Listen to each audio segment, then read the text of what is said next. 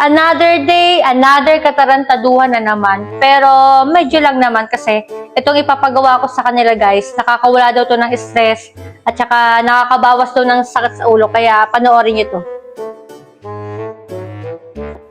Angel, may papagawa ko sa'yo. Dito ka. Mamaya na yan. Ano yan? Saglit lang. Ito yung papagawa ko sa'yo.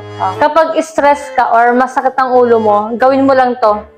Medyo maleles yung pagkasakit ng ulo mo. Kayahin mo lang ako Itong kamay mo, ilalapat mo lang din dito.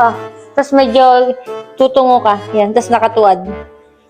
Tama, mararamdaman mo yung parang may nagbabago sa isipan mo. Okay? Ganito? Oo, yan. Tapos, Tungo ka? Oo. Hindi. Nararamdaman mo na? Ha?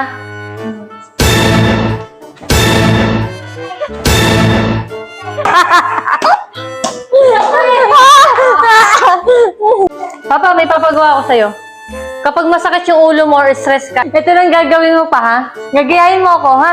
Itong kamay mo, lalapat mo dito, pero wag ka dikit, ha? Ganun lang. Parang dampi lang.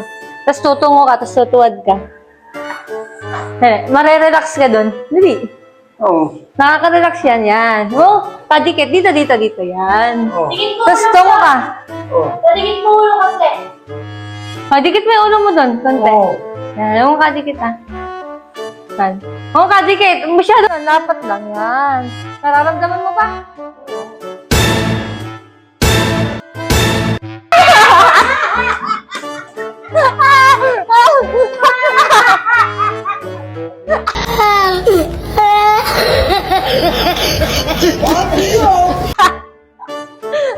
Ano, masakit sa ulo, hindi? Siyempre masakit.